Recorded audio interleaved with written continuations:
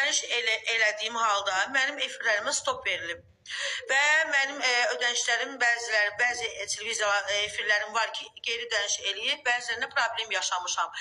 Yəni bugün hansısa müğənni çıxıb ərindən danışırsa, ərə getməyinə danışırsa, saxladığından danışırsa, nə bilim ərinin corabını yuya bilir, biri deyir ki, ərimin kürəyini qaşıyıram. Nə bilim arxası ilə tanınan, onun mənə nə aidiyyatı var?